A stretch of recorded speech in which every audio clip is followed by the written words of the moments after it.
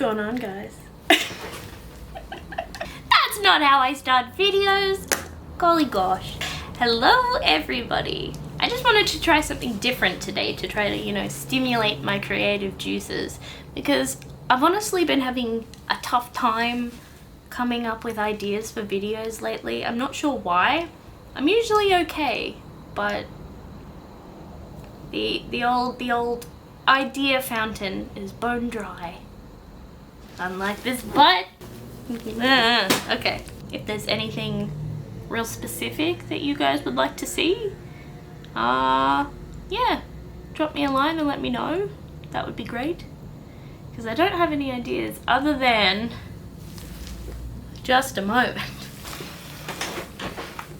I really want to make a video of me reading Tootle. For some reason the name just makes me very happy, and every time I hear it or say it out loud,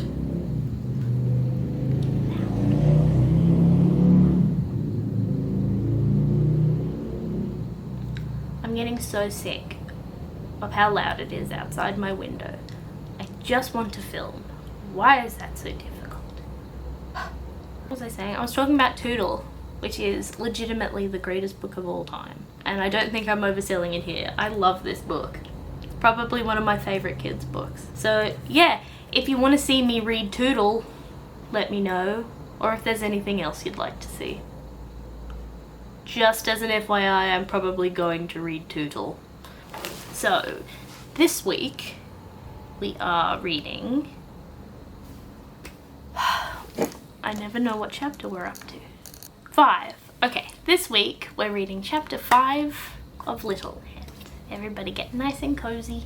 It's not blanket weather where I am, but if it's cold where you are, get your favorite blankie, get rugged up. Pick a story time companion. I have a bunch of mine all set up here. They're listening to the story today, and let's have a story. His spanking concluded, Mickey was carried back into the main building. Mickey was absorbed in the post-spanking euphoria and barely noticed. On an ordinary day, Mickey would have protested at this kind of overt infantilization where anyone could see.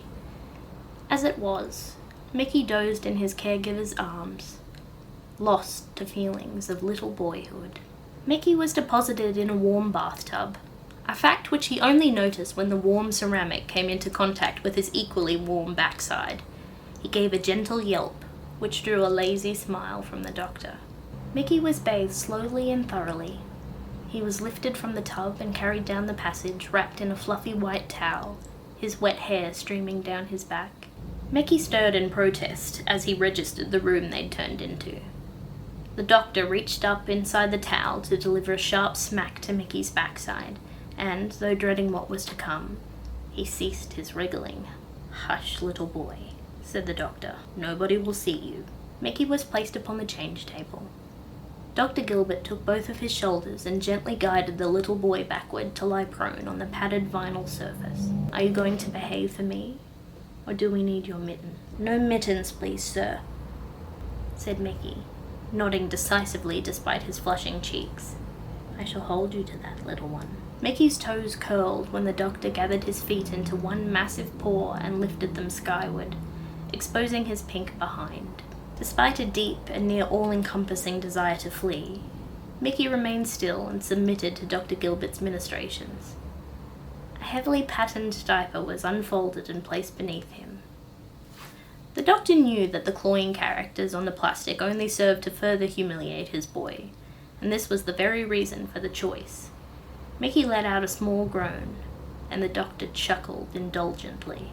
"These suit you, little boy," said the doctor. Mickey groaned a second time, the tips of his ears now scarlet. Mickey was taped securely, fitted into a powder blue bodysuit, and lifted from the table. Even after all this time, Mickey still marveled at the doctor's ability to handle him in this manner. In the outside world, he felt gargantuan, looming, frightening. In here, he was small, and the doctor was able to carry him down the hall into his lodgings for the night. Dr. Gilbert never permitted Mickey to sleep in their bed after a spanking, instead requiring him to spend the night in the main building. Mickey didn't mind. He was liable to fall asleep the moment he slid between the sheets of his crib, and the doctor would return to collect him early the next morning. Good night, little boy. I love you. Sleep well. Good morning, everyone, sang Piper, stirring the others from sleep and drawing a less than pleased look from Danny and Vanessa. Aiden James Phillips sat up, his copper hair looking windswept, his eyes half closed. It's too early for singing, he groaned, rolling onto his stomach and pressing his face into the pillow. It is the perfect time for singing, countered Piper. Today's the day. If this is the secret you're going to tell us, began Vanessa, intending to caution Piper, but was cut off. Today's the day for what? Asked Aiden, suddenly looking wide awake. He stood and craned his neck over the divider to look at Piper. It's just the day. Don't worry about it, said Piper, glancing at Vanessa, who nodded in relief. Vanessa had no idea what the secret was, but she remembered the warning tone in Dr. Gilbert's voice the evening prior. Miss Emily, what's the day? Asked Aiden, his head swinging towards his caregiver as she entered the room. Today? Today's Tuesday, said Miss Emily, brightly, coming into Aiden's cubicle and unlatching the side of his crib. No, said Aiden, and was unceremoniously cut off by Piper. You heard the lady, it's Tuesday, cried Piper. Just a regular old Tuesday. Boring Tuesday. Miss Emily glanced sideward at Piper, a look of mild amusement on her face. She was silent for a moment and lifted Aiden into her arms. Exactly, Piper, she said, lightly. Nothing special about this particular Tuesday at all. Vanessa had a feeling that something was special about that particular Tuesday. Miss Mia? Asked Vanessa, as Miss Mia slipped a pair of fluffy socks onto her feet. Yes, little one. What are we doing today? Nothing special. There was that phrasing again. Vanessa's doubts grew stronger. She held Chip above her face. Oh, I need a bunny. Chip isn't based on a real stuffy. I'm just gonna get a bunny. Give me a sec. I found a Peter Rabbit. He's gonna be a Chip stand-in, okay? She held Chip above her face and looked into his small black eyes. Chip gave no response. He was, after all, stuffed. I don't believe you, she declared, dropping the rabbit onto her lap and raising her arms. She allowed her caregiver to slip a long-sleeved shirt over her head. It was made of a soft woolen knit fabric and striped with a pastel rainbow. I've no idea why not, said Miss Mia, pausing to fix her with a searching gaze. I've never been a fan of lies. Piper said, Ah, yes, said Miss Mia, leaning down to Vanessa's eye level. Piper has a vivid imagination. I need a hat for this next bit, but I don't have a hat. Daddy.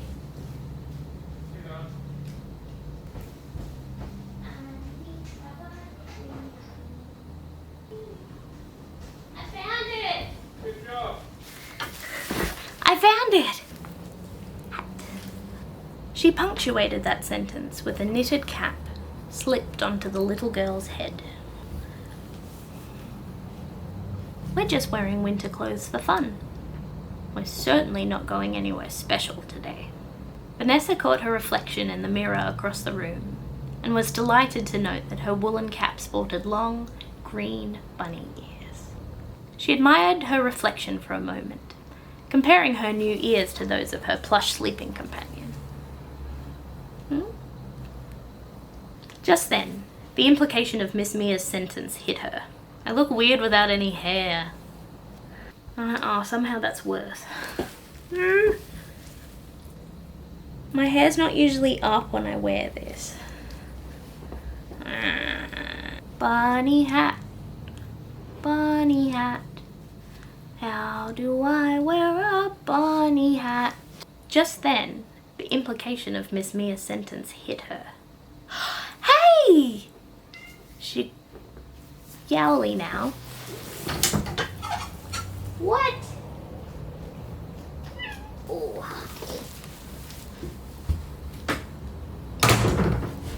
Do I hear a story? Hey, returns Miss Mia, grinning.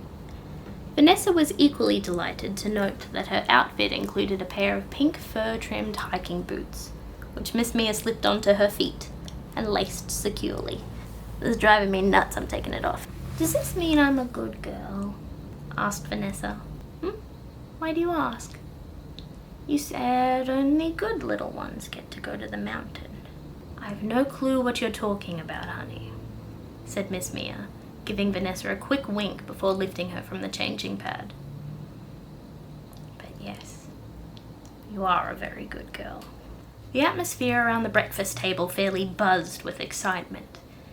Each little one seemed dressed for alpine weather, and Piper's secret from the evening before seemed apparent. Only Piper appeared subdued. She sat in her high chair, and she picked at her porridge. Even a well-placed look from Ethan did not compel her to finish her bowl. Vanessa nudged her. What's wrong? Whispered Vanessa, even though she suspected she knew the reason for her friend's sober mood. Piper waved a hand and gave no verbal reply. The silence stung, and Vanessa withdrew to focus on her own breakfast. Unfortunately, Aiden James Phillips noticed the exchange and opened his mouth. What's wrong, Piper? Called Aiden from across the table. Nothing, mumbled Piper. I don't think that's true, said Aiden, cramming the last remaining corner of toast into his mouth. You're sad. Maybe she's realizing she shouldn't open her big mouth as much as she does, said Frank, smoothly, and both Piper and Mickey, who sat nearby, glared in his direction. No, I don't think that's it, said Aiden, the cutting nature of Frank's remark sailing far over his head. He turned towards Piper once again. You are sad, aren't you? Piper looked at Aiden and gave her head a tiny nod. Oh no, he cried. But how can you be sad? You're wearing leg warmers. Aiden slipped a grape into his mouth and began to chew. In spite of herself, Piper quirked a tiny smile. Oh, and my hat has ears! Exclaimed Vanessa, blushing when the others looked in her direction. Ah! Mine has spikes! Cried Aiden, turning profile to show off his beanie. No, Yowly! No! You're an adorable nuisance! Cried Aiden, turning profile to show off his beanie, which was green, and appeared to resemble a dinosaur. Piper's smile grew. Frank glowered, and Danny elbowed him. Frank's is a frog, he said, lifting a folded piece of cloth from the table. Oh, cute! Cried Vanessa, in spite of herself for the second time in a single meal. She was very fond of frogs. Frank snatched his hat from Danny and stuffed it into his lap. Don't, he mumbled. Danny sighed, but pressed on. And I don't want to brag or anything, but mine's a lion. Danny made a show of donning his hat, which sported a long orange and brown mane that framed his face. Piper, what's yours? Asked Danny. 'Cause no offense, but I'm winning so far. Piper sighed and laid down her spoon. She slipped her hat onto her head. It was yellow with brown spots, with 2 fur-covered horns at the top and ears at the side. I'm a giraffe. Oh, fuck yeah! He said, realizing his mistake too late and clapping a hand over his mouth. Language, said Mickey, not looking up from his breakfast. Danny mumbled a quiet apology, and Mickey nodded. Eat up, little ones, said Miss Emily, beginning to clear the table of spent crockery. It's almost time to head off. Head off? Asked Aiden, with a mouthful of what used to be fried egg. Vanessa giggled disgustedly, and Aiden swallowed. Sorry. Head off where? The others looked at him quizzically. Aiden appeared not to notice, smiling good-naturedly around the table at the group. No place special, said Vanessa, grinning shyly up at Miss Mia, who nodded, smiling softly. "Yeah, nowhere," said Danny, finishing the last bite of his breakfast. "No place at all," said Mickey, rising from the table. "Heading off? Nobody's heading off anywhere," said Piper, as Ethan lifted her from her high chair. Aidan looked to Miss Emily for reassurance, and she gave a quiet chuckle. She leant down and whispered something in Aidan's ear, and an expression of pure joy spread across his face. "Oh! So that's why everyone's wearing hats!" And that's the end of chapter 5. I hope you guys liked it. I had a lovely time writing this chapter. Good night, everybody. Sleep sweet.